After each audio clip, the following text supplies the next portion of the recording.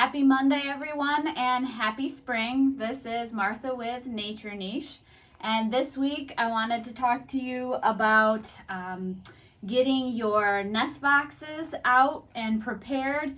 And also now is a great time, as this warm weather is starting, to look for bird nests being built where you don't want them.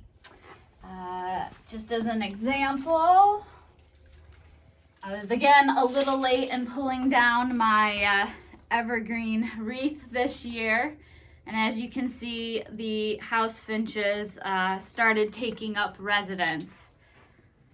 They've done this the last 4 or 5 years, so I have to be quicker about getting the wreath down.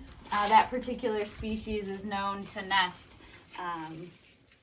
near residences. So now's a great time to be checking your like door areas, ledges in that area, your light fixtures, any place historically where you've had birds nesting where you don't want them to be. The Migratory Bird and Treaty Act does protect the nests of migratory bird species if they're occupied. So you want to catch these structures and you can pull them down without a permit as long as they don't have eggs or nestlings in them, so actively being used, and you know that it's not a threatened or endangered species. So in this case, I've observed the house finches being busy working on this, and it's okay to pull this nest down, and I'm glad I got it before there were nests or eggs. That has happened, and we've not been able to use our front door in the past because we had eggs and nestlings going. So yeah, you don't want them somewhere where you're opening windows all the time or going in and out of doors, and you might jostle the nest, bump out an egg or the babies, or cause the older nestlings to fledge prematurely from really nearby human activity. So be on the lookout for that. And as a good sort of second measure to removing the nests where it's not safe to have them is installing a nesting ledge or nesting shelf. So this is a nest shelf we put up hopefully to encourage our house finches to nest in a safer place. That's made out of polywood by Hilltop Specialties.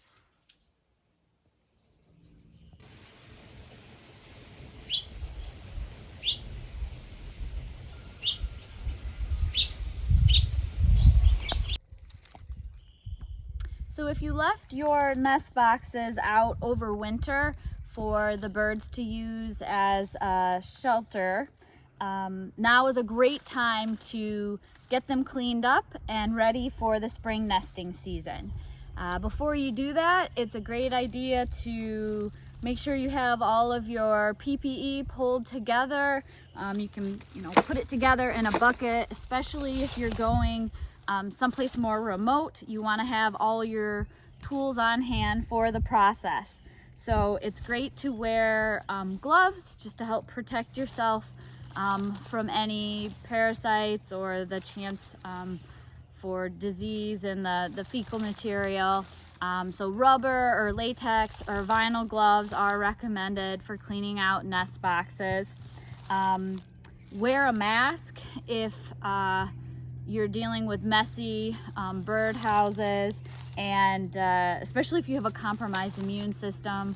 Some avian diseases can be transmitted through that fecal material, and there's a very rare but serious risk around hantavirus, which is carried by some different species of mice. So if you know you're removing, or you're not sure you're removing mouse nesting material, you definitely want to have like an N95 or some sort of dust mask to help protect yourself.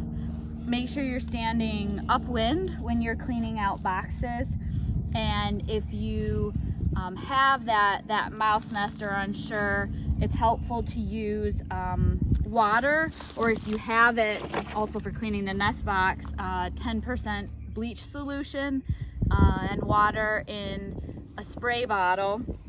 You can spray down the nest and let it sit for 10 minutes or so to help control dust as you go to do the removal.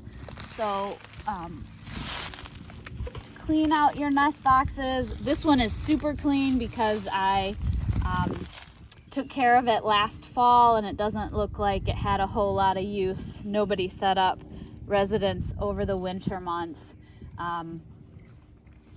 But it's always good to never reach into the box barehanded, and it's better to use some sort of tool, like you can use some sort of spatula to pull out the nest material, or the little garden, the 3-prong tool, something like that, some long-handled tool that you can get the nesting material out.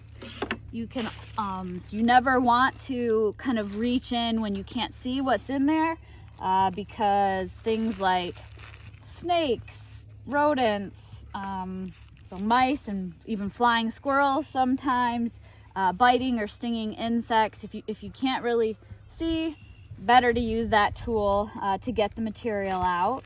You can also use a plastic bag. So I'm just taking a bread bag, and you can kind of turn it inside out, similar to picking up dog poop. You can grab with the bag, grab the nesting material, pull it inside, and then close it up. And that way, if there are any larval insects or mites or anything like that, you have it all contained, and you can then dispose of the nesting material in the garbage.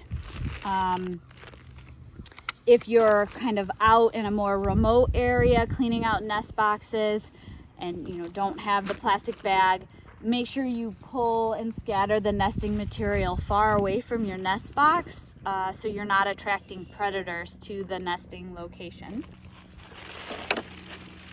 And then if you're allergic to bees, make sure you have your EpiPen or other allergic reaction medications on hand, because bees and wasps sometimes can take up residence in these boxes as well. So once you have the material scooped out, you can use a scraper or a stiff bristled brush, something like this to get the really hard to remove debris loosened, or something like a chisel or a paint scraper, something like that, to help you get all the gunk out of the corners. And then once you have all of the loose surface debris out, it's important to disinfect your nest boxes. You can use an enzyme-based solution, like this birdhouse cleaner by Carefree Enzymes. I carry this at the store, and it's designed to soak into all of the cracks and crevices and help reduce parasites. Things like parasites and spiders can feed on the nestlings and actually kill them. So you want to start with a good clean box, and this will soak in and then leave it open for at least 24 hours to dry. So I am going to do that. Make sure I have the spray. But I did this process in the fall, and I'm just going to repeat again. So you want to get all the sides, top, bottom, and the exterior, and let that soak in.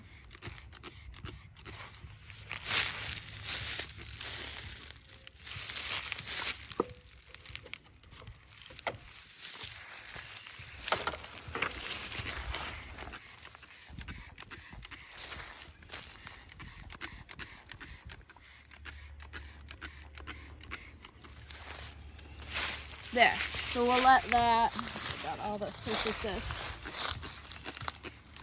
We'll let that, I'm just gonna leave the doors open and let that dry. for a day or so. As an alternative, if you don't have access to an enzyme-based disinfectant, you can use the 10% bleach water solution that I mentioned last week when talking about salmonellosis and the importance of cleaning out your bird feeders and bird baths regularly. I can't say that enough, so make sure you're doing that and keeping those structures disinfected as well. With that, again, you're going to want to leave the box open to dry at least 24 hours and air out. Chlorine does oxidize pretty rapidly and will become harmless. If you still, don't want to use either of those, there are a couple other recipes you could choose from. There's one that uses 3 cups of hot water, 3 tablespoons of baking soda, and 3 tablespoons of lemon juice in a spray bottle. Or you can use a cup of distilled vinegar and 1 gallon of water.